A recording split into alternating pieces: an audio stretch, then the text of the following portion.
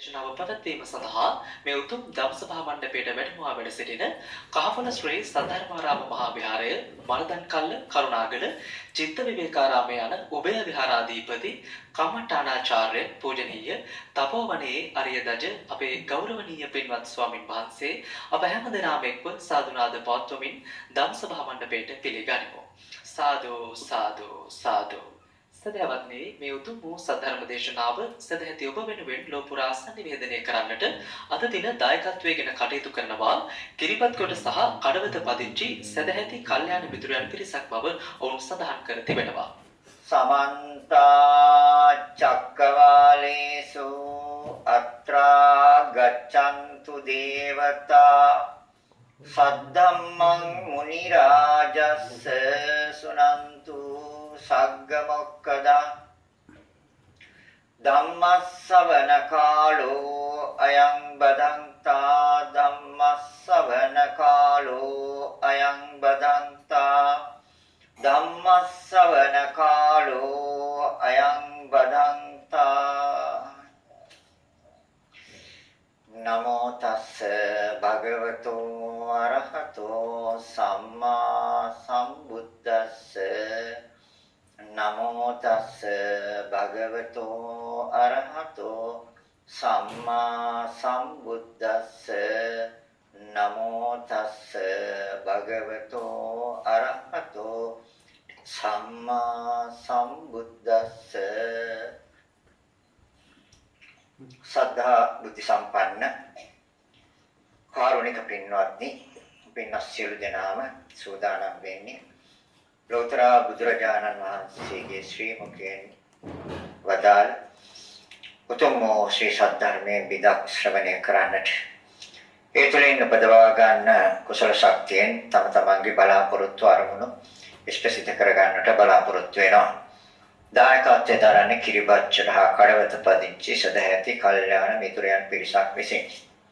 ධර්ම දේශනාව අවසානයේ අපි සියලු කර්ම කාරණා පැහැදිලි කරලා පුණ්‍යානුමෝදන ආශිර්වාද සිද්ධ කරනවා.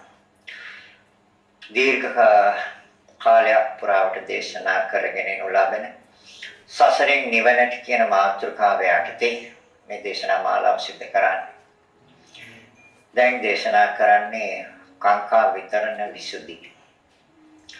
එවත් ධම්මටිච්ච ඥානය.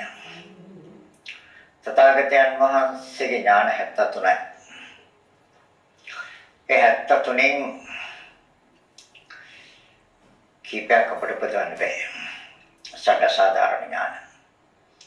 ඒවා අපට පදවන්න බෑ. ඉන්ද්‍රිය පරෝපරියන්ත ඥාන, ආශානුසේ ඥාන, යමක ප්‍රාතිහාර ඥාන, මහා කරුණා සමාපatti ඥාන, සබ්බඤ්ඤුත ඥාන, අනාවරණ ඥාන. එයා අපි කාටවත් උපදවන්න බෑ. ඒ බුදුරයන්ට විතරයි. තව 67ක් තියෙනවා. ඒ 67ම අපට පොදවන්න පුළුවන්. එයින් ධම්මටිච්ච ඥානය කියන්නේ හතරවෙනි ඥානය. බලමු අපි. ඒ ඥානයවත් උපදවා ගන්න. පළවෙනි ඥානෙ සුතමේ ඥාන. සුත කියන්නේ අහනවා. කනින් අහලා දැනගන්නා වුණොන සුතමේ ඥානය. ඒ සූධර්මයට අනුව සංවර වීම සීලමය ඥානය. ඒ සීලය උපකාර කරගෙන සිත එකඟ කිරීමේ ඥානය සමාධි භාවනාමය ඥානය. හේතු ප්‍රත්‍යයන් පිළිසිඳ දන්නා නුවණ ධම්මටිච්ච ඥානය. අඩුවාසේ මේ ඥාන හතරවත් උපදවා ගත්තොත් මේ භවයේ ලබාගත් මනුෂ්‍ය ජීවිතය අර්ථවත්. නැත්තම් ලබාගත් මනුෂ්‍ය ජීවිතේ තිශය දුක් විඳලා ලබාගත් මනුෂ්‍ය ජීවිතය අර්ථයක් නැතු යන. අහලා දැනගන්න. බණ අහලා තියෙනවද? දැන් සුතමේ ඥානෙ තියෙන්න ඕනේ. කනින් නැසු ධර්මයට සුතමේ ඥානෙ. ඒ අසු ධර්මයට අනුව සංවර වීම හදාගත්තා. ඒ සීලමය ඥානෙ. ඒ සීලය උපකාර කරගෙන සිත එකඟ කරා, තැන්පත් කළා, සමාධිගත කළා. අරමුණක වැඩි වෙලාවක් රඳවන්න ඕන කරා. ඒ සමාධි භාවනාවේ ඥාන. ඒ සමාධි උපකාර කරගෙන හේතු ප්‍රත්‍යයන් පිළිසිඳ දන්නා නුවණ ධම්මටිච්ච ඥානෙ. ටිටි කියන්නේ පවතින. ධර්මයේ තුල ධර්මයේ කියන්නේ විශ්වයේ සිද්ධ වෙන ක්‍රියාවලියට තමයි තථාගත ධර්ම කියන්නේ. මේ ලෝකයේ මේ වර්තමාන අතීත වර්තමාන අනාගත කියන මේ කාලත්‍රය තුල සිදුවෙන ක්‍රියාව තථාගතයන් වහන්සේ පෙන්වලා දෙන්නේ. ඒකට තමයි ධර්මය කියන්නේ. ඒ තුල පවතිනවද ඥානය? ධම්මටිති ඥානය. හේතු ප්‍රත්‍ය. හේතු කිව්වේ මූල ධර්ම වලට, ප්‍රත්‍ය කිව්වේ උපකාර ධර්ම වලට. හේතු ප්‍රත්‍ය. පිරිසිදුව දන්න නුවණ කිව්වේ ඥානයට. ඒතර හේතු ප්‍රත්‍යයන් පිරිසිදුව දැනගන්නා නුවණ ධම්මටිති ඥානය. ධර්මයේ තුල පවතින මනස. මනස ධර්මයේ තුල පවතිනවන බය වෙන්න ඕනේ. නියත වශයෙන්ම සුගති. ධර්මයෙන් බැහැරව මනස පැවතුවොත් දුගති. එනිසා තමයි තථාගතයන් වහන්සේ දේශනා කළේ මහණෙනි මම කැප වෙනවා. මම කැප වෙනවා. අවම දින 7ක් උපරිම අවුරුදු 7ක්. නිවැරදිව සතර සතිපට්ඨානයේ යෙදුණොත් කරුණු දෙකක් බලාපොරොත්තු වෙන්නේ. අනාගාමී ඵලය හොරියත්තේ. අවම දින 7යි. මෙච්චර ගත කරපු කාලයෙන් දින 7ක් වෙන් කරගන්න බෑ. සතර සතිපට්ඨානෙ. අවම දින 7ක්. උපරිම අවුරුදු 7ක්. නිවැරදිව සතර සතිපට්ඨානය වැඩුවොත් කරුණු දෙකක් බලාපොරොත්තු වෙන්න. අනාගාමී ඵලය හා අරියත්තේ. අනාගාමී ඵලය සුද්ධවස පහෙන් එකකනේ ප්‍රතිසන්දි. අවිහ අතප්ප සුදස්ස සුදස්සය අකනිට අනාගාමී න ආගමනයක් නෑ. ආයේ නෑ කාම ලෝකවලට. එහෙම පිරිනිවන් පානවා. එහෙම නැත්නම් අරියත්තේ වටිනවද නැත්? වටිනවා. එහෙනම් හේතු ප්‍රත්‍යයන් පිරිසිදු දැනගන්න නුවණ මෙන්න බලන්න. සෑම පැත්තකින්ම විවිධ ආකාරයෙන් විවිධ පැතිවලින් විවිධ ස්වභාවයන්ගෙන් දේශනා කළ තථාගතයන් වහන්සේ මේ හේතුඵල ධම. කාම ධාතුව නිසා කාම සංඥා උපදිනවා. කාම කිව්වේ කැමැති කියන එක. ධාතු කිව්වේ සතර මහා ධාතුන්ට. තියනවා දෙම එකක් ලෝකේ. තියනවා. කැමැති සතර මහා ධාතුන්ට කාම ධාතු. ඒ නිසා කාම සංඥා උපදිනවා. කැමැති සංඥා උපදිනවා. කාම සංඥාව නිසා කාම සංකප්පය උපදිනවා. කැමැති ආකාරයට කල්පනා කරනවා. කාම සංකප්පය උපදිනවා. කාම සංකප්පය හේතු වෙනවා කාම ඡන්දයට. කාම කැමැති ඡන්දය. කැමැති කාම ඡන්දයට. කාම ඡන්දය හේතු වෙනවා කාම දැවිල්ලට. කාම දැවිල්ල හේතු වෙනවා කාමයන් හොයන්න. ඒකට කියන්නේ කාම පරිේශණය. කාම පරිේශණය හේතු වෙනවා ත්‍රිවිධ දුස්චරිතයට. අන්න සත්‍ය අකුසල් කරන හැටි. අන්න අකුසල් කරන හැටි හේතු ප්‍රත්‍යයන්. දැන් බලමු කාම ධාතු කියන්නේ කැමැති ධාතු මොන? ගෙවල් දොරවල් වලට අකමැතිද කැමැතිද? ඒ කැමැති ධාතු. කවුද අකමැති ගෙවල් දොරවල් හදාගත්ත ගෙදරට අකමැතිද කැමැතිද? ඒ කාම ධාතු. කැමැති ධාතු. ගේ නෙමෙයි ඔය තියෙන සතර මහා ධාතු. ඒතර කැමැති ගෙදරටද සතර මහා ධාතුන්ට. කැමැති සතර මහා ධාතුන්ට. ගෙවල් දොරවල් ඉඩකඩම් ධාතු. ඉඩකඩම් කියන්නේ ඒ සතර මහා ධාතු. කැමැති සතර මහා ධාතු. ඉඩකඩම් වල නෙමෙයි සතර මහා ධාතුන්ට කැමැති. යාන වාහන කාම ධාතු. ධාතුකේ සතර මහා ධාතු. වාහන සතර මහා ධාතුම තමයි දෙන්නේ. පඨවි ආපෝ තේජෝ වායෝ වර්ණ ගන්ධ රස ඕජ සුද්ධාෂ්ටක කලාපයමයි තියෙන්නේ. යාන වාහන මිල මුදල් කැමැති කාම ධාතු. කැමැති ධාතු කාම ධාතු. සතර මහා ධාතු. මිල මුදල් හදලා තියෙන වෙන දෙකකින් නේක සතර මහා ධාතුන්ගෙම තමයි තියෙන්නේ. මිල මුදල් රන් රිදි මුතු මේ කැමැතිද අකමැතිද? කාම ධාතු. හැබැයි ඒ සතර මහා ධාතු. අමුදරුව ඒ කාම ධාතු. කැමැති ධාතු අමුදරුව. ඥාති මිත්‍රාදී ඒ ධාතු. ඒ සතර මහා ධාතු. සිත ආකල ඒ සතර මහා ධාතු. කැමැතිද අකමැතිද? ඒ නිසා කාම සංඥා උපදිනවා. හරිද? සංඥාව කියන්නේ හඳුනා ගන්න. හැබැයි හඳුනාගන්නේ සතර මහා ධාතු හැටියට නෙමෙයි. අපි හදාගත්ත එකේ හරිය ලස්සනයි. සංඥා උපදිනවද නැද්ද? ඒක ගැන විවිධ වර්ණ.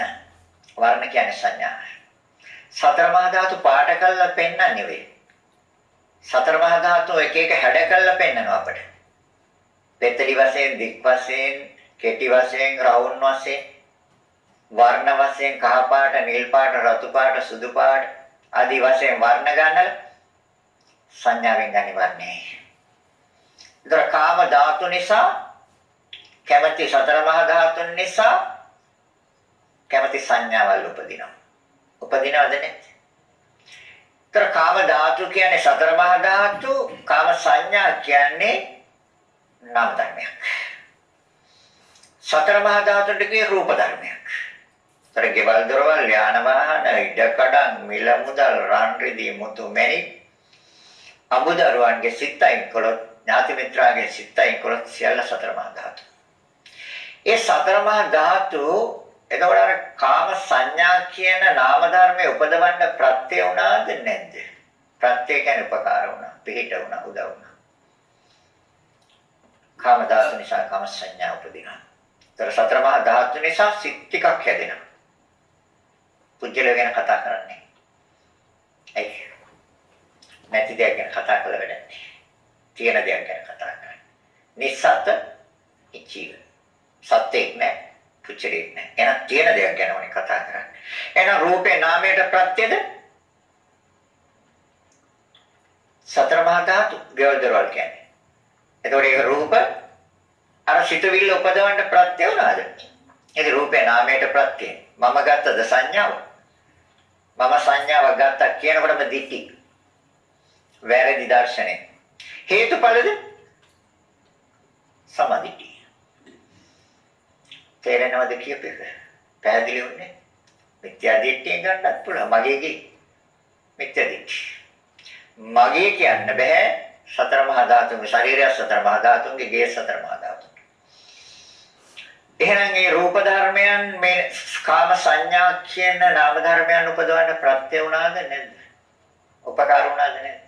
ඉපදුනේ සිතවිල්ලක් නේද සංඥාවේ. ඒතර කාම සංඥාව නිසා කාම සංකප්පය කල්පනා කරනවා. දැන් හඳුනාගත්තනේ ගාන වර්ණය හඳුනාගත්තා, ගේ තියෙන ඒ තැන්වල තියෙන උපකරණ ටික හඳුනාගත්තා, මුළු තැන්ගේ තියෙන උපකරණ ටික හඳුනාගත්තා, සාලෙම හැමතැනම තියෙන උපකරණ ටික හඳුනාගන්නේ සංඥාවෙන් නෙමෙයිද? ඒ අනුව කල්පනා කරන්නේ නැද්ද? කාම සංඥා හේතු වෙනවා කාම සංකප්පේට. කාම සංඥා කියන්නේ නාම ධර්මයක්. ඒ නාම ධර්මයේ හේතු වෙනවා තවත් නාම ධර්මයකට. සිතවිල්ලකට හේතු වෙනවා. තේරෙනවද මම කියන එක? සිතවිල්ලකට හේතු වෙන නිසා මම නෙමෙයි හිතන්නේ. මට අඳුනා ගන්නත් බෑ, මට හිතන්නත් බෑ. නමුත් සිතවිල්ලකට හේතු වෙනවා. කාම සංඥාව නිසා කාම සංකප්පය කල්පනා කරනවා. ඉතින් හොඳ දේවල් කල්පනා කරනවා. ගෙදරින් ගෙනත් තියාගන්න. නැත්. අවුරුද්දෙන් අවුරුද්ද වසරෙන් වසර වෙනස් කරගන්නත් ඕනේ. කල්පනා කරන්නේ. කාම සංඥා නිසා කාම සංකප්පය උපදිනවා. ඒ සිතුවිල්ලට ප්‍රත්‍ය වෙනවා. කාම සංකප්පය නිසා කාම ඡන්දය උපදිනවා. කාම කියේ කැමැති දැන් ඡන්දය උපදවනවද නැද්ද? කාම ඡන්ද. එතකොට ගෙවල් දරවල් වලට යාන වාහන වලට ඉඩකඩම් වලට මිල මුදල් වලට රන් රිදී මුතු මැණික් වලට අඹ දරුවන්ට ඥාති මිත්‍රාදීන්ට ඡන්දය තියෙනවද නැද්ද? ඡන්දේ තියෙනවා. කාම ඡන්දේ. හරි. කාම ඡන්දේ නිවන වහන ධර්මතාවයක්ද නිවන විවෘත කළ දෙන ධර්මතාවයක්ද? දැන් මෙච්චර කල් වහගෙන දිහිකි. ඒකෙන්ද තමයි නිවන් දකින්න බැරි වුනේ. දැන් මොකද කරන්නේ අදින් පස්සේ? ඡන්දයයි කරන්නේ. කාම ඡන්දය තියෙනවා නම් කාම දෙවිල්ල හට ගන්නවා. හට ගන්නවද නැද්ද? දානවා දෙවිල්ල. ඇයි? අයිති කරගන්න ඕනේ. කැමති දේවල් ලක් කරගන්න ඕනේ නැද්ද? එතකොට කැමති දේ කාමයයි. දැන් දෙවිල්ල හැදිලා. දැන් කොහෙටද දෙවිල්ල හැදිලා තියෙන්නේ? සිතට. දැන් වටින දේවල් ලක් කරගන්න කැමතිද නැද්ද? කාම දෙවිල්ල හැදෙනවා. ඒකත් ගොඩ නැගෙන්නේ මනස. කාම ඡන්දය කියන්නේ සිතුවිල්ල. කාම සංකප්පය කියන්නේ සිතුවිල්ල. ඒ සිතුවිල්ල කාම ඡන්දය නැමැති සිතුවිල්ලට ප්‍රත්‍ය වෙන උපකාර වෙන. හේතුඵල නෙමෙයි. කාම ඡන්දය නැමැති හේතුව තව ඵලයක් උපදවන. මොකක්ද? කාම දෙවිල්ල. ඒ සිතුවිල්ල. සිතුවිල්ලට ප්‍රත්‍යද? උපකාරද? හේතුඵලද? හේතුඵල දෙවිල්ල හැදෙනවා. දෙවිල්ල හැදුනහම කාම පරිේශණය. කාමයන් හොයනවා. ඔව්ද නැත්? කොහෙන්ද හොයන්නේ?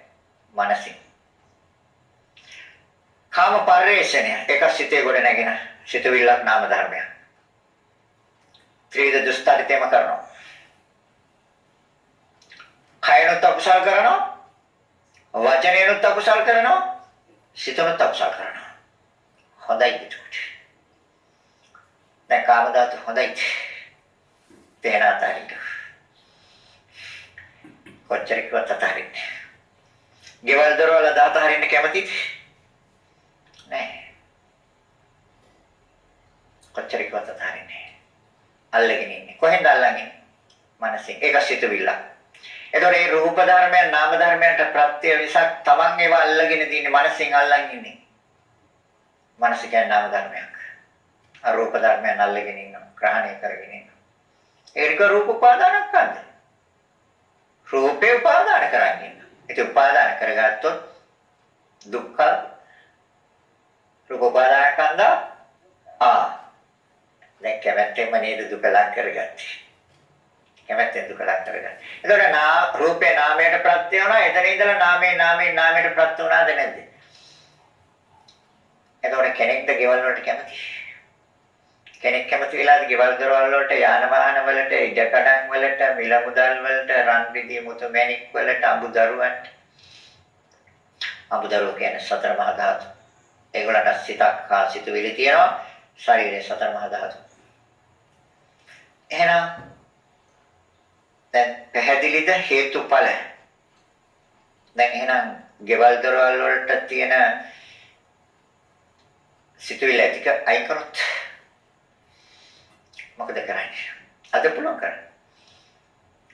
සංඥාවයි කරනවා. තථාගතයන් වහන්සේ දේශනා කරන මානෙ සංඥා වේදිත නිරෝධයමයි නිවන. සංඥා විදීමෙන් තොර තන මනස තියන්න පුළුවන් නම් එතන නිවන. සංඥාවෙන් නේද ගේ ගත්තේ. සංඥාව කියන්නේ හඳුනා ගන්න. හඳුනාගත්තා. ඒක හඳුනාගත්ත සතර මහා ධාතු. දැන් මේක ගැඹුරෙන් කියනවා තේරෙද්ද දන්නේ. සංඥාව සාමුලින් අවසන් කරන්න. පුළුවන් අවසන් කරන්න. රූප වේදනා සංඥා සංකාර විඥාන කියන පහක් තියෙනව නේද අපිට? ওই පහ එකට එකතු කරලා නමක් දාගත්තා නේද ශ්‍රයාණි කියලා.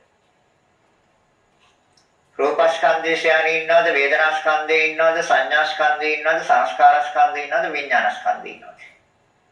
ශ්‍රයාණි කියන එක න කොයිද? පහ එකට එකතු කරොත් වෙන ශ්‍රයාණි. හරි. පහට බෙදුවොත් ශ්‍රයාණි කියන එක නෑ. ඒ පහක් බෙදනවා අපි. රූපස්කන්ධය කියන්නේ සතර මහා ධාතු. හරිද? ତර සතර මහා ධාතු කියන්නේ යම් දෙයක් හඳුනා ගන්න දීලා තියෙන නම. සතර මහා ධාතු අද ගතිය කියනවා, දීර්ඝ ගතිය කියනවා, උෂ්ණය කියනවා, වාතය කියනවා. යම් දෙයක් හඳුනා ගන්න දීලා තියෙන නමක් නේද සතර මහා ධාතු කියන්නේ. තද ගතිය, දීර්ඝ ගතිය, උෂ්ණය, වාතය කියන්නේ ශක්තින් හතරක්. ශක්තින් හතරක් කියන්නේ යම් දෙයක් හඳුනා ගන්න දීලා තියෙන නාම. ශක්තින් හතරක් කියන්නේ. ඒක සම්මුතියයි. මේ ඉස්සලා දේශනාවලත් කියවා. ලෝකය දැනගන්න පරමාර්ථය දැක ගන්න. ලෝකය දැනගන්න. පරමාර්ථය දැක ගන්න. දැන් ශක්තින් හතරක් කියන්නේ යම් දෙයක් හඳුනා ගන්න දීලා තියෙන නම. හොඳයි එතනින් අහකට ගන්න පුළුවන්ද මනස? සිත ගන්න පුළුවන්. සිතට පිටින්න බෑ. අන්න සංඥා වේදිත නිරෝධය. සංඥා විදීමෙන් තොරයි. ගේ කියලා ගත්ත සංඥාවෙන්. ශ්‍යානික කිව්වේ සංඥාවෙන්. පහට බෙදුවාම ශ්‍යානික කියලා කියන්නේ. රූපේ බෙදුවා සතර මහා ධාතු. තදගතිය, දීර්ඝගතිය, උෂ්ණේ වාතය. ඒක ඒ කියන්නේ ඡන්දයක් හඳුනා ගන්න දීලා තියෙන නාමයක්. නාම හතරක්. තදගතිය, දීර්ඝගතිය, උෂ්ණේ වාතය. ඒතොර ඒ කියන්නේ ශක්තියින් හතරක්. ශක්තියින් හතරක් කියන්නේ ඡන්දයක් හඳුනා ගන්න දීලා තියෙන නාමයක්. එතනින් මෙහාට කොහොමද සිත තියන්නේ? සංඥා අවසන්. උදාහරණයක් කියන්නම් තේරුම් ගන්න පුළුවන්. නැගෙනහිරින් ඉර පායන. අපි කියමු මේ පැත්තේ කියලා. මේ පැත්තෙන් ඉර පෑවුවොත් අර බිත්තිය වදිනවද නැද්ද? හොඳයි බිත්තිය නැත්තම් පොළවේ වදිනවා. පොළව නැත්තම් වතුරේ වදිනවා. වතුර නැත්තම් පිටන්න බෑ. රූප වේදනා සංඥා සංකාර විඥාන කියලා අපි පහක් එකට එකතු කළා නමක් තිබ්බා ශ්‍යානි කියලා. දැන් හරිනේ. පහට බෙදපුවාම නැහැ. විත්‍යයි කර පොළව. පොළවේ වදින. ඒතකොට දැන් පොළවේ වැදිලා. කොහෙද? අර පහට බෙදිලා. ඒතකොට ශ්‍යානි අයින් වෙලා. හරි? පහ බෙදුවාම ධාතු හතරක්. දැන් පොළව අයින් කරන්න වෙනවා. තොර වතුර. ශක්තියින් හතරක්. දැන් වතුර වැදිලා ආලෝකය. තොර ශක්තියින් හතර අයින් කළොත් වතුර අයින් කළා. හිරෙලිට පතිත වෙන්න බෑ. සිත පතිත වෙන්නේ සම්මුතිය හේවත් ප්‍රඥප්තිය තුල. සංඥා විදීමෙන් තොර දැනට මනස ගන්න පුළුවන් නම් ඒ නිවන. දැන් නිවන තියෙන තැන කිව්වේ අවබෝධ කරගන්න අමාරුයි. තේරුම් ගන්න අමාරුයි. ඇයි? අපේ සිත පිහිටන්නේම සම්මුතිය ඒකයි වෙලා තියෙන්නේ. ප්‍රඥප්තියමයි පිහිටන්නේ. ගෙවල් දරවල් වල සිත තිබ්බා. යාන වාහන වල සිත තිබ්බා. ඉඩ කඩන් වල සිත තිබ්බා. නැද්ද? මිල මුදල් වල සිත තිබ්බා. රාම් රෙදි මුතු මැණික් වල සිත තිබ්බා. අමුදරුව කෙලෙස් සිත තිබ්බා. ඥාති මිත්‍රාදීන් කෙලෙස් සිත තිබ්බා. කාම ධාතු. කැමැති ධාතු. දැන් බුදුරජාණන් වහන්සේ දේශනා කරන කැමැත්ත අයින් කරන්න ධාතුවේ තීච්ඡාවයි. කැමැත්ත අයින් කරන්න. කැමැත්ත කියන්නේ ඡන්ද රාගයයි. ඡන්ද රාගය අයින් කරන්න. ධාතු නැති තීච්ඡාවයි. කැමැත්ත අයින් කරන්න පුළුවන්. කැමැතිද? අවධාරි කරන්න. අවශ්‍ය කරන්නේ නිවන නම් කැමැත්ත අයින් කරගන්න වෙනවා. එයි. ශුන්‍ය දෙයකට සිත තියන්න හදන්නේ. නැති දෙයකට සිත තියන්න හදන්නේ. දැන් අර බෙදලා අවසානයට අපව සිත කොහෙද තියන්නේ? ශක්තියින් හතරෙන්ොත් අයිනට ගත්තාම සිත කොහෙද තියන්නේ? දැන් නැති දෙයකට නේද සිත තියන්නේ. ඇයි නැති දෙයකට කිව්වේ? ධාතු කියන්නේ ශුන්‍ය දෙයක්. චිත්තක්ෂණ 17ක් තුළ ඇති වෙලා නැති වෙලා යන දෙයක්. අපි ඔබ සිත තියාගෙන ඉන්නවා. ඒකට කියන්නේ අවිද්‍යාව කියලා. අවිද්‍යාව. ඒ තණ්හාවක් තියෙනවා. එහෙනම් කාම ධාතුව නැමැති හේතුව කාම සංඥාව නැමැති ඵලය උපදවනවා. ඔව්. එතකොට ඒක නැවත හේතුවක් වෙනවා. මොකක්ද? කාම සංකප්පය උපදවන්න. ඒ පිළිබඳව කල්පනා කරන්න. හඳුනාගත්තා නම් කල්පනා කරනවම තමයි. හඳුනාගෙන නේද කල්පනා කරන්නේ. ඔව්. ඒතර ඒ ඵලය කාම ධාතුව නැමැති හේතුයෙන් ඉපදුව කාම සංඥාව නැමැති ඵලය ආය හේතුවක් වෙනවා. කාම සංකප්පය නැමැති ඵලය උපදවන්න. දැන් කල්පනා කරනවා. දැන් හිතනවා. දැන් කල්පනා කරනවා. අර හඳුනාගත්ත දේවල් පිළිබඳ එක ගයක් මදි තව ගයක් වань. දරුවෝ 3 දෙනයි 3 දෙනාට 3ක් හදලා දුන්නා. අම්මටයි තාත්තටයි එකකුත් ඕනි. සංඥා කල්පනා. කාම සංකප්ප නැද්ද? ඔව්. කාම සංකප්පේ නිසා කාම ඡන්දය. දැන් තව එකක් හදාගන්න ඡන්දය. නැත්. දැන් ඔගේ කෙලවරක් තියනද? දැන් කාම ඡන්දය ආයි හේතු වෙනවා. මොකටද? කාම දෙවිල්ලට. හදනකන් දෙවිල්ල. ඊටම ගන්නකම දෙවිල්ල. පොඩියට හරි ගන්න. අරගෙන ගන්න. ගන්නවද නැති. තියෙන දේවල් උගස් කරලා හරි ගන්න. අඩුවට ගන්න තියෙනවා. දෙවිල්ල හැදිලා කාම දෙවිල්ල. කාම දෙවිල්ල නම් ඒක ආයි හේතුවක් වෙනවා. ඒ ඵලයේ උපදවුවා. ඒක නැවත හේතුවක් වෙනවා. ඉදිරි ඵලයේ උපදවන්න කාම පරිශ්‍රණය. සයන. ඒකට සයනමද හොයන්නේ කාමයන්. කාම පරිශ්‍රණය.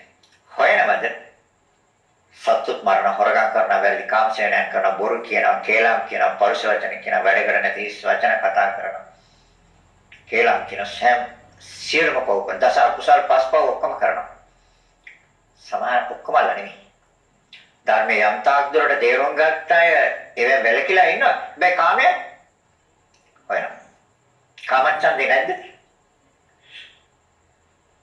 කාම සංඥාව නැද්ද කාම සංකප්පේ නැද්ද?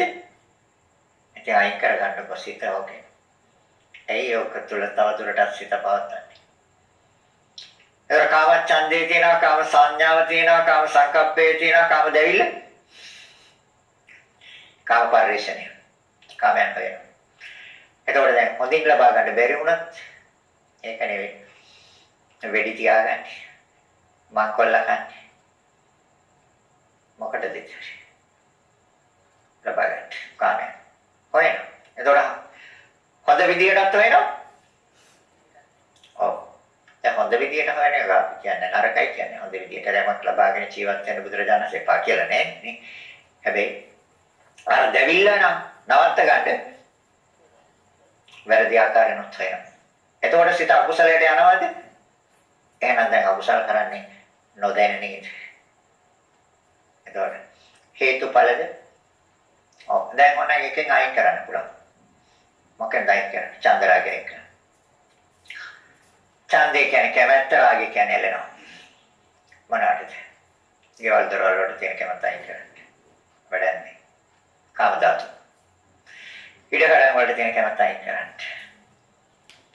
යාන වාහන වලට තියෙන කැමැත්ත අයින් කරන්න. මිල මුදල් රන් රිදී මුතු මැණික් වලට තියෙන කැමැත්ත අයින් කරන්න. අමුදරුවන්ට තියෙන කැමැත්තත් අයින් කරන්න, ඥාති මිත්‍රාදීන්ට තියෙන කැමැත්තත් අයින් කරන්න, සිත හරි සැහැල්ලුයි. චිත්ත විවේකයේ තියෙන එතන. ඒ පරිශ්‍රණේ නෑ. කාම පරිශ්‍රණේ නෑ. හොයන්නේ. තේරෙනවද කියන්නේ? ඔව්ද නැද්ද? සත්‍යද අසත්‍යද? දෙ සත්‍ය ගන්න. ඒ තවත් අසත්‍ය තුළ මනස පටලවගෙන.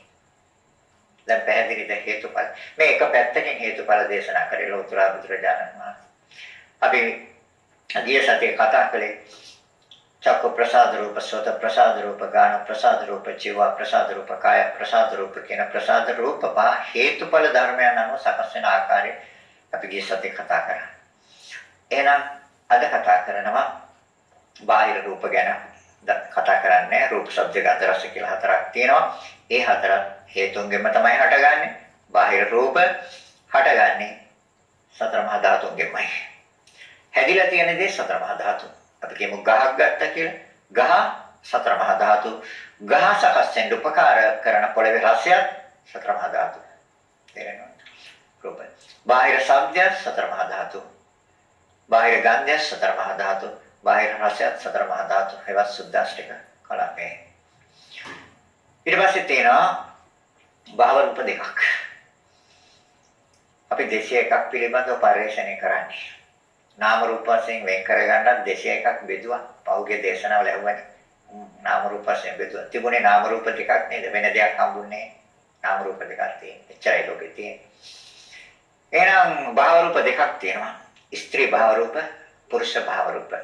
ස්ත්‍රියක් වශයෙන් හඳුනා ගන්න තියෙන රූපේ ස්ත්‍රී භව රූප. පුරුෂයෙක් වශයෙන් හඳුනා ගන්න තියෙන රූපය පුරුෂ භව රූප. රූප කිව්වේ සතර මහා ධාතුන්ට. හොඳයි. වර්තමානයේ ස්ත්‍රී භව රූපය හෝ පුරුෂ භව රූපය සකස් වෙලා තියෙන්නේ සුද්දාෂ්ටක කලමේ. හරිද? හැබැයි ඒ සුද්දාෂ්ටක කලාපයෙන් සකස් වුණාට ඕකේ ස්වභාවයන් වෙනස්. එක එක්කෙනාගේ ස්වභාවයන් වෙනස්. සමහර අයගේ ඒ භාව රූප දෙක වෙනස්. ඒවට කියන නපුංසක කියලා. අහලා තියෙනවා. ඔව්. ඒ සතර මහා ධාතුන්ගේ ඒ ස්වභාවය, ඒ කාලය, ඒ පැවැත්ම විනාශය සකස් කරපු මූල ධර්මතාවයක් තියෙනවා. සතර මහා ධාතුය සුද්ධාෂ්ටක කලාපයේ වර්තමානයේ උපකාර වුණාට මුලින් උපකාර වෙච්ච ධර්මතාවයක් තියෙනවා. ඒකට කියනවා කර්මය කියලා. පෙර භවයේ සිත සකස් වෙච්ච ආකාරයට තමයි මේ භවයේ ස්ත්‍රියක් හෝ පුරුෂයෙක්. තථාගතයන් වහන්සේ පැහැදිලි ස්ත්‍රියක් හෝ පුරුෂයෙක් කියන්නේ සතර මහා ධාතුන්ගේ හැඩයයි. අපි තමයි අර සම්මුතියෙන් ස්ත්‍රියක් හෝ පුරුෂයෙක් වශයෙන් දාගන්නේ. නමුත් සතර මහා ධාතුන්ගේ හැඩයක් තියෙන්නේ. ඒතර ඒ හැඩය සකස් කළේ පෙර භවයේ කර්මය. කර්මය කියන්නේ මොකක්ද? චේතනාවට. චේතනාවට කර්මය කියන්නේ. පෙර භවයේ සිත හැසිරිච්ච ආකාරය. පෙර භවයේ සිත හැසිරිච්ච ආකාරයට පෙර භවයේ කර්ම කළා. කාමීච්ඡාචාරය යෙදුණා.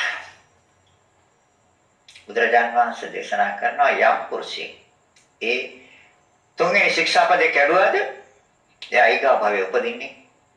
නිරේ උපදින්න ඕනේ බැරි වෙලා මනුස්ස ලෝකයට ආව නපුංසක. දැන් එතකොට මේ සතර මහා ධාතුන්ගේ හැඩය, සතර මහා ධාතුන්ගේ පැවැත්ම, සතර මහා ධාතුන්ගේ ස්වභාවය විනාශය අවසානයේ තීරණය කළේ මූල ධර්මයේවත් කර්මය නෙමෙයිද? කාන්තාවක් තුන්වෙනි ශික්ෂාපදේ කැඩුවොත් කවදාවත් සංසාරේ ස්ත්‍රීත්වයෙන් මිදෙන්නේ නැහැ. කවදා හරි බුදු කෙනෙක්ගේ බණ අහලා හරියත්තේට යන්නේ ස්ත්‍රියක් වශයෙන්මයි. ඒ අතර කාලය තුල අනන්ත අප්‍රමාණ නපුංසක ලෝපදිනා. තේරි ගාථාවල තියෙන ඉසිදාසි තේරි ගාථා කියලා කියවලා බලන්න. හොඳට කියලා තියෙනවා. එයා ලැබපු ආකාරය ප්‍රකාශ කරනවා. බව හතක් තුරාවට යාට වෙච්ච දේවල් ඉසිදාසි කියන තේරි හරියත්තේට ගියා. එහෙනම් පෙර භවයේ කර්මයේද? ඔව්. එහෙනම් හේතුන්ගේ ඵලයක්ද මේක? ତර ස්ත්‍රියක්ද පුරුෂයෙක්ද එහෙම නැත්නම් හේතුන්ගේ ඵලයක්ද? ධම්මටිති ඥානයයි. ධර්මයේ තුල පවතින සිත. හැබැයි කර්මයටත් හේතුවක් තියෙනවා. ඒ මොකක්ද? අවිද්‍යාව. කර්ම කරන්නේ අවිද්‍යාවෙන්ද? කර්ම කරන්නේ තණ්හාවෙන්ද?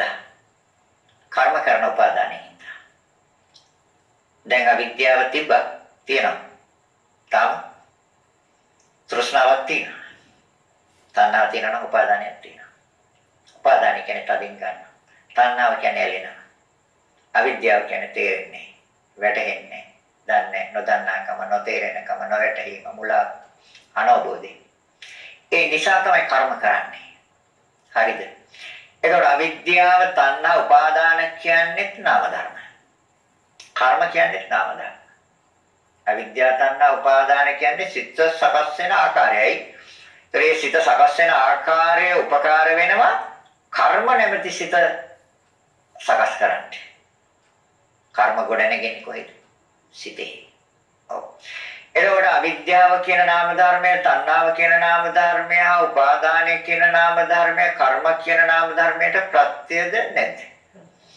නාමයට ප්‍රත්‍යයි. පුච්චලේ කර්ම කරන්නේ බය වෙන්න එපා. පුච්චලේ කරන දේවල් නෙමෙයි මේවා. පුච්චලේ නෑ.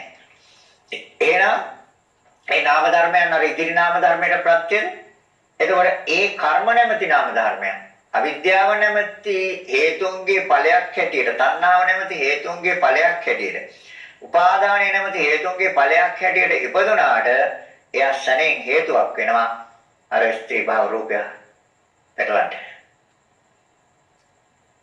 එතකොට කර්මයෙන් සකස් කළේ පුජ්‍යලේද සතර මහා ධාතුන්ගේ හැඩය, ස්වභාවය, කාලය හා විනාශයද? ධම්මටිති ඥානය. හේතු ප්‍රත්‍යයන් පිරිසිඳ දන්නා නුවණ ධම්මටිති ඥානය කියන්නේ. හේතුඵල කියන එක හරියට දන්නා නම් සක්කාය දිට්ඨිය නැති වෙනවා. විචිකිච්ඡාව නැති වෙනවා. පෙර භවයේ හිටිය මමද? මම නෙමෙයි. කවුරු වෙලා හිටියද? කොහොම හිටියද? කවුරු වෙලා කවුරු වුණාද? පුච්චලෙක් නෑ. පෙර භවයේ හේතු පහක් වර්තමාන ඵල පහක් ඉපදෙවුවා. පෙර භවයේ හේතු පහ. මොකද්ද පෙර භවයේ හේතු පහ? අවිද්‍යාව, තණ්හා, උපාදාන, සංස්කාර, කර්ම භව ඔක්කොම නාම ධර්ම. අවිද්‍යාව නාම ධර්මයක්, තෘෂ්ණාව නාම ධර්මයක්, උපාදානය නාම ධර්මයක්, අවිද්‍යාව පත්‍ය සංඛාරා, ඒ අනුව සංස්කාර හේවත් කර්ම හැදුවා, උපාදාන පත්‍ය භව, භව කියන තැන තියෙන කර්ම භව. ඊකට තමයි ප්‍රතිපද. ඒත් නාම ධර්මයි. එහෙනම් මේ නාම ධර්මයන් පහක් මේ රූප ධර්මයන් පහක් උපදවලා තියෙනවා. මේ නාම රූප දෙකක් උපදවලා තියෙනවා. වාඩි වෙලා ඉන්නේ නාම රූප දෙක. විඥාන නාම රූප සලආයතන පස්ස වේදනා දැන් ක්‍රියාත්මකයි. නැද්ද? තේරෙනවද මං කියන්නේ?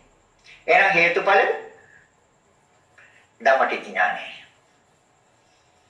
ධර්මයේ තුල පවතිනා උනුවන. ඒතර කරන්නේ මමද? කරවන්නේ මමද? විඳින්නේ මමද? විඳවන්නේ මමද? හේතුඵලද? ඉතින් ඔය තේරෙන්නේ හොඳට. ඔය හොඳට තේරෙන්නේ දහම.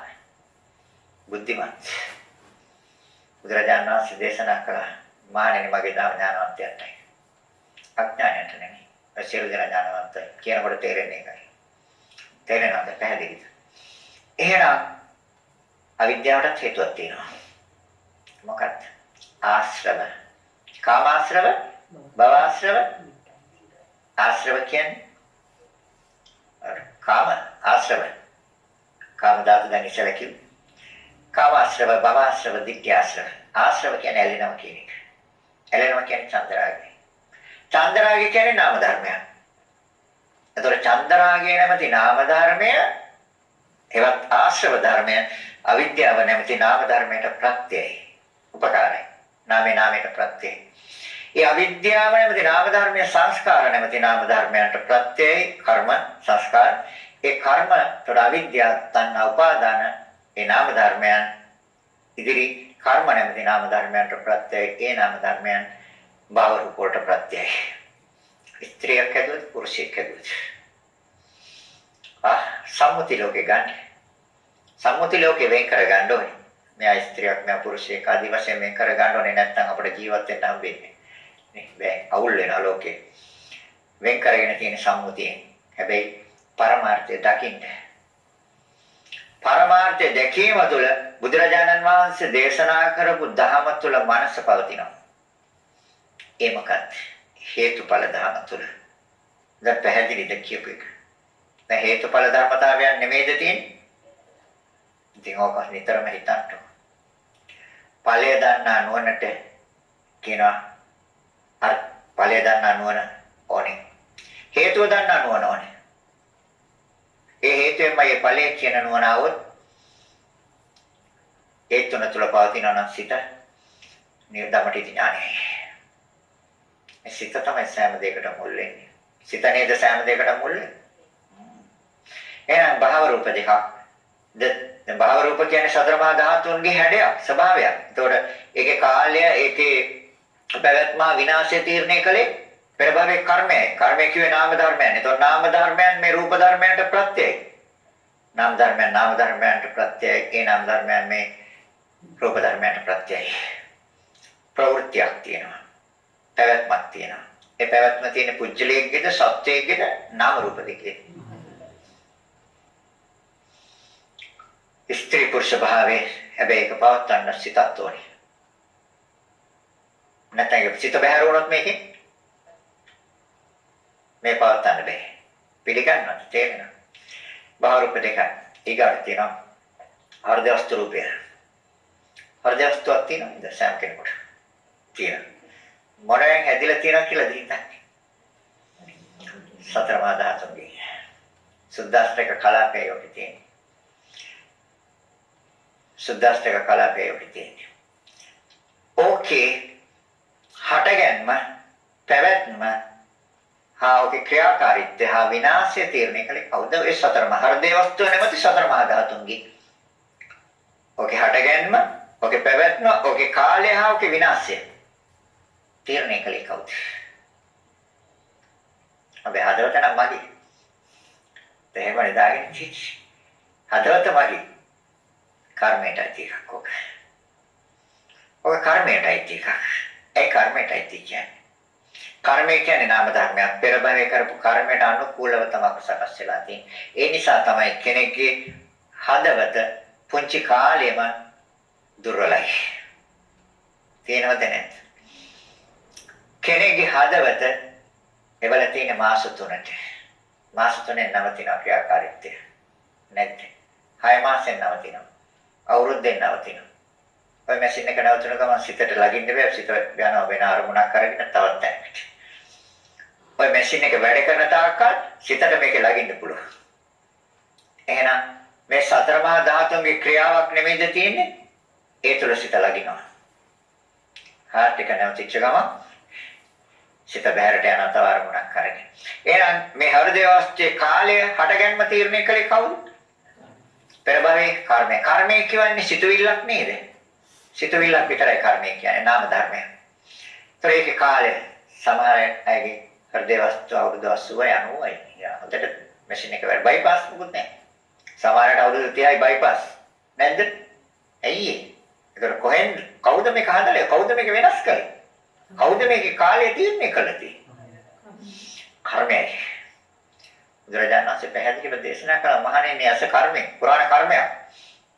කන පුරාණ කර්මයක්, නාසය පුරාණ කර්මයක්, දිව පුරාණ කර්මයක්, ශරීරය පුරාණ කර්මයක්, හෘදේ වස්තු පුරාණ කර්මයක්, ස්ත්‍රී පුරුෂ භාවය පුරාණ කර්මයක්. මෙන්න මේ ටික කර්මයටයි කියවා. එහෙනම් පෙර භවයේ නාමය. ඒ කියන්නේ ඊළඟ දවසක් ඒ දරුවා ඉපදිලා මාස 3යි. මාස 3 දරුවා මලා.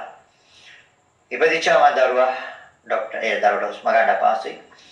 ડોක්ටර්ස්ලා කිව්වා මේ දරුවගේ හાર્ට් එක දුර්වලයි. බයිපාස් එක කරන්න වෙන්නේ. ඉපදිච්ච ගමන් දරුවන්ට බයිපාස් කරන්න බෑ. මාස 3ක්වත් යන්න ඕනේ. මාස 3කින් පස්සේ බෙහෙත් දීලා තියෙනවා. මාස 3කින් පස්සේ ලේට්‍රිච් එකට ගේන්න කියලා. මාස 3කින් පස්සේ අම්මයි තාත්තා අරන් ගියා. අස්සම් කළා දුන්නා දරුවා ඔපරේෂන් එකට. ඔපරේෂන් කළ දවස් දෙකයි දරුවා මලා. මොකද හේතුව? මේ හાર્ට් එකට ලේන ප්‍රධාන නාල 4ක් තියෙනවා. ඒ හතරෙන් එකක් නැහැ උප්පත්තිය. ළමයි තාත්තේ හොඳට ඉන්න කිසි දෙයක් නැහැ මට තාත්තේ. ඉන්ද්‍රිය දුර්වලතාවය දෙම අම්මයි තාත්තේ දෙන්නගම නැහැ. ඇයි දරුවා රේමා? මම කර්මයක් කියලා දුන්නා. මේ දරුවා පෙර භවයේ පිරිමැලමක් වෙන්න පුළුවන්. කාගේ හරි පපුවට යන්න පිහියේ. ඒ යන පාර හાર્ට් එකේ නාලයක් කපාගෙන ගියා. ඒකෙන් ගලාගෙන ගියේ ලේ නිසා ඒ දරුවා මලා මේ භවයට ආවා. එනකොටම නාලේ නැහැ. කවුද හදලේ? අර සිතුවිල්ල නෙමෙයිද හැදුවේ? කෙනෙක් මරන්න ද්වේෂසහගත සිතුවිල්ලක් වුණේ. ද්වේෂය කියන්නේ අකුසල මූල ධර්මයක්. ඒතකොට ඒ අකුසල මූල ධර්මයේ මූලික වෙලා ඇතිවෙච්ච සිතුවිල්ල නිසා පීයෙන් යන තාදරු කෙනෙකුට. ඒන් වේදිච්ච පීපාරෙන් අර නාලයක් කපාගෙන ගියා. කපාගෙන ගියේ සතර මහා ධාතුන්ගේ නාලය කියන්නේ සතර මහා ධාතු. ඒතකොට ඒක විනාශ කරා. දැන් මෙයාට එනකොටම විනාශ වෙච්ච එක නෙමෙයිද හම්බුනේ. එතකොට සිතුවිල්ල හැදුවේ පුජ්‍යලයේ හાર્ට් එකක් හැදුවද අර හાર્ට් එකේ ලාලයක් අයින් කළේ ඔය සතර මහා ධාතුන්ගේ කොටසක් අයින් කළේ. ඒක තථාගතයන් වහන්සේ පැහැදිලිව දේශනා කළා කාය දශක, වස්තු දශක, භාව දශක කියලා දශක 3ක් තියෙනවා. ප්‍රතිසන්දි, චුති ප්‍රතිසන්දි. ඒ කියන්නේ චුත වෙන අවස්ථාවේ සිත හැසිරෙන ආකාරයට ඊගා භවයේ යුක්තානේ මවගේ ගර්භාෂයේ යුක්තාණුය බැස ගන්නකොට ඒ යුක්තාණුය රූප කලාප 30ක් වෙනස් කිරීමේ හැකියාවක් තියෙනවා. ශරීරයේ කොතනින් හෝ 10ක් වෙනස් කරන්න පුළුවන්. හරි. ශරීරයෙන් 10ක් වෙනස් කරන්න පුළුවන්. හෘදේ වස්තුයෙන් 10ක් වෙනස් කරන්න පුළුවන්. කාය දශක වස්තු කිය හෘදේ වස්තුවට. භාව දශක කිය ස්ත්‍රී පුරුෂ භාවයට. මෙන්න මේ ආකාරයට මේ ස්ථාන තුනෙන් රූප කලාප 30ක් වෙනස් කිරීමේ බලයක් තියෙනවා කර්ම වේගයට. කර්ම වේගය කියන්නේ සිතුවිල්ලට. ඒතර නාම ධර්මයේ රූප ධර්මයට ප්‍රත්‍යද? ඒතර පුජ්‍යලයකට වෙනස්කම කලේ?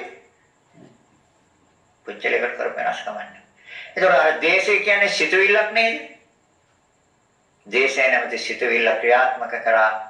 ඒ ක්‍රියාත්මක කරන ගත්‍ය ආයුධයක්, ඒ ආයුධය සතර මහා ධාතු. ඒ සතර මහා ධාතු හදවත නැමැති හાર્ට් එක නැමැති සතර මහා ධාතුන් තුවාල කරා. හිල් කරා. ගලගෙන ගියා. එතකොට සිතට ලගින්න බෑ. සිත බහැරට ගියා. අර දරුවා ජීවිතක්ෂයටපත් වුණා. එතකොට ආර්යගේ සිතවිල්ල බලවත් උනේ චේතනාහම් භික්කවේ. දැන් චේතනාවේ සිතවිලි ඒ නාම ධර්මය දැන් එයා උපදිනකොට රූප ධර්මයට ප්‍රත්‍යද උපකාරද නැද්ද? දැන් සත්‍යයකටද වෙනස කලේ සතර මහා ධාතුන්ටද වෙනස කලේ? සතර මහා ධාතුන්ට වෙනස කලේ. තේරෙනවද? පුංචලේ කොට කරන්න බෑ. ඇයි? පුංචලේ නැහැ. නිස්සත්ත්‍ය නිචීව සත්‍යයක් නෑ පුංචලේ නෑ. එහෙනම් හෘදේ වස්තුව පරිස්සම් කරගන්න කමන්නේ. හැබැයි සතර මහා ධාතුන්ටයි ඔගේ කාලය ඔගේ පැවැත්ම ඔගේ විනාශය අවසානයේ ඔගේ තීරණය කළ තියෙන කර්මය විසින් Tamanට ඔගේ කාලයක් තීරණය කරන්න බෑ. කවදද ඔක නවතින්නේ කියලා කවුද දන්නේ? හැබැයි කොයි වෙලේ හරි නවතිනවා. ඒකට මෙන්න මේ ඉන්ද්‍රිය ධර්මය උපකාර වෙලා තියෙනවා. ඒකට කියනවා ජීවිත ඉන්ද්‍රිය රූපය කියලා. ඉන්ද්‍රිය කියන්නේ කර්මයට. ජීවිතේ. කර්මයේ විසින් ඇදගෙන යන ජීවිතය අධිපති කියලා කියනවා. කර්මයට තමයි අධිපති කියන්නේ. ජීවිතේන්ද්‍රිය රූපය. ජීවිතේන්ද්‍රිය රූපය කියන්නේ සතර මහා ධාතු. හැබැයි ඒ සතර මහා ධාතුන්ට බලයක් තියෙනවා අනිත් ශරීරයේ සියලුම සතර මහා ධාතුන් පාලනය කරන්න. නගරාධිපතිට නගරේ පාලනය කරන්න පුළුවන්. ජනාධිපතිට රට පාලනය කරන්න පුළුවන්. ජනාධිපති කියන්නේ මිනිසෙක්. නගරාධිපති කියන්නේ මිනිසෙක්. ඒ වගේ තමයි ජීවිත ඉන්ද්‍රිය රූපයට පුළුවන් ශරීරයේ සියලුම රූප පාලනය කරන්න. අනිත් රූප වලට බෑ ජීවිත ඉන්ද්‍රිය රූපය පාලනය කරන්න. දැන් රටේ අනිකුත් පුරවැසියන්ට පුළුවන් ද ජනාධිපතිව පාලනය කරන්න? බෑ. ජනාධිපතිට පුළුවන් රටේ සියලු රටවැසියන් පාලනය කරන්න. ඒ වගේ තමයි ජීවිත ඉන්ද්‍රිය රූපෙන් කරන්නේ අනිකුත් සියලුම රූපයන් පාලනය කරනවා. ජීවිත ඉන්ද්‍රිය රූපේ කියන්නේ සතර මහා ධාතුවේ සුද්දාෂ්ටක කලාපයයි. ඒක කර්මයෙන් තමයි සමස්තලා තියෙන්නේ. කර්මයේ බලය තියෙන්නේ මේ ඉන්ද්‍රියන් වලට නෙමෙයි ජීවිත ඉන්ද්‍රිය රූපේට. ඒකෙන් පාලනය කරනවා ජීවිත ඉන්ද්‍රිය රූපය ක්‍රමක්‍රමයෙන් දුර්වලලා අවසානයේකොට ඒකට කියන්නේ නම් කටේ මරණය කියන්නේ වෙන එකක්. බුදුරජාන් වහන්සේ මරණය හැටියට දේශනා කළේ ජීවිත ඉන්ද්‍රිය උපච්ඡේදක මරණයයි. ජීවිතය කියන්නේ පැවැත්ම, ඉන්ද්‍රිය කියන්නේ අධිපති. ඒතර පැවැත්මේ අධිපති කර්මය, ජීවිත ඉන්ද්‍රිය උපච්ඡේදක හටගන්න එක ඡේදනය කපනවා. ඒක තමයි මරණය. එයාට නැවත හටගන්න බෑ ශරීරයේ රූප කලාප. එතනින් අවසන්. ජීවිත ඉන්ද්‍රිය උපච්ඡේදක මරණය කියන්නේ. තේරෙනවද? අපි කියන කෙනෙක් මරුණා කියලා. නෑ. බුදුරජාණන් වහන්සේ ලස්සනට දේශනා කරන මේ. එහෙනම් දැන් අපිට තියෙන එකම ධර්මතාවයක් අයින් කරගන්න. ඒකක් නැත්නම්. ඒ තමයි චන්ද්‍රාගය. අර ගෙවල් දොරවල් වලට යාන වාහන වලට ඉඩ කඩම් වලට මිල මුදල් වලට රන් රිදී මුතුමැණික් කඹදරුවා ඥාති මිත්‍රාදීන් හා රූප වේදනා සංඥා සංකාර විඥාන කියන පහ අධ්‍යාත්මික බාහිර මේ සියල්ලට තියෙන චන්ද්‍රාගය සරෙන් අයින් කළොත් මොකද වෙන්නේ? නාම ධර්මයට ප්‍රත්‍ය වෙන්නේ අවිද්‍යාව තණ්හා උපාදාන එතනින් ඉවරයි. එහෙනම් කර්ම කරන්නේ නැත්තම් සතර මහා ධාතුන්ගේ හැඩ හදන්න බෑ. සතර මහා ධාතුන්ගේ ස්වභාවයන් හදන්න බෑ. ඒවා කාලය හදන්නත් බෑ, විනාශයක් හදන්නත් බෑ. ඒ නාම රූප දෙකේ නොපැවැත්ම නිවනයි. තේරෙනවද කියපු? නාම රූප දෙකේ පැවැත්ම සසරයි. ඒ මනුෂ්‍ය ලෝකේ රූපේ පැවැත්මක් තියෙනවා සංඥාතලයේ කියලා එකක් තියෙන එකේ තියෙන රූපේ පැවැත්මක් විතරයි. නාමයේ පැවැත්මක් තියෙන වේදනා සංඥා සංකාර විඥාන කියන අරූප තල හතරේ. ඒත් හැබැයි අනිත්‍යයි. තේරෙනවද? කොතනට සිත තිබ්බත් සිත තියන්න තියෙන්නේ දුකට. ඒ අනිත්‍යයි. අස්තිරතාවකාලිකයි. ස්ථිර දෙයක් ලෝකේ තියෙනවා. ඒ තමයි නිවන. එතට යනකම් දුක. පැහැදිලිද කියන්නේ? ධර්ම දේශනාව අවසන් කරන්න.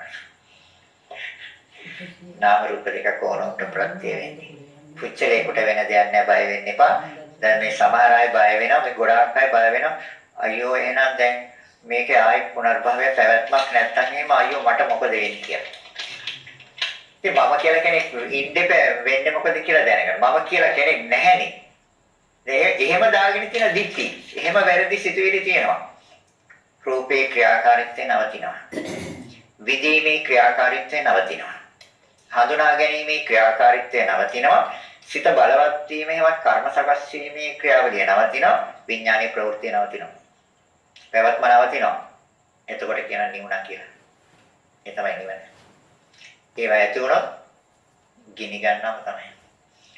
කාම ධාතු නිසා කාම සංඥා නිසා කාම සංකප්ප නිසා කාම ඡන්ද නිසා කාම දෙවිල්ල නිසා කාම පරිේශන සොයනවා කාම සෙවීම නිසා පස්පව් දසකුසල කොම කරනවා. නිරයටත් යනවා, പ്രേත ලෝකයටත් යනවා, තිරිසන් ලෝකයටත් යනවා. සනේ යන්නේ. පැහැදිලිද? හොඳයි.